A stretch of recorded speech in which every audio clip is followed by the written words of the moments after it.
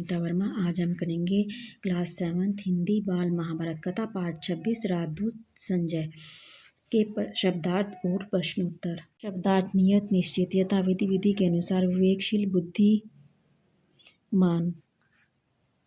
समझदार महारथी बहुत बड़े योद्धा अप्रिय बुरी स्थिति दृढ़ हित चिंतक भला चाहने वाला रवाना होना जाना डपोर शंख बड़ी बड़ी बातें करने वाला संतप्त दुखी साहस बनाना हिम्मत बढ़ाना भोले सीधे साधे निश्चल।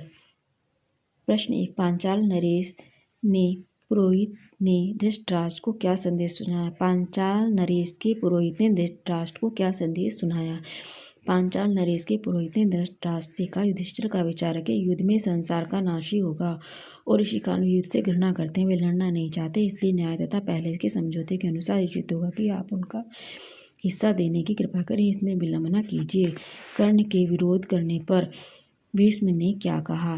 कर्ण से भीष्म ने कहा, राधा पुत्र तुम बेकार की बातें कर रहे हो, यदि तुम युधिष्ठिर के दूत के कहे अनुसार संधि नहीं करेंगे तो निश्चय युद्ध छिड़ जाएगा, उसमें दुर्योधनादि सबको पराजितों को मृत्यु के मुंह में जाना पड़ेगा। संजय ने युधिष्ठिर को संदेश देने के बाद अपनी ओर से क्या कहा। संजय ने कहा कि युधिष्ठिर धृतराष्ट्र के पुत्र न तो अपने पिता की बात पर ध्यान देते हैं और न ही भीष्म की ही कुछ सुनते हैं। आप सदाई न्याय पर स्थिर हैं, आप युद्ध की चाह ना करें। युधिष्ठिर ने धृतराष्ट्र के लिए संजय को क्या संदेश दिया।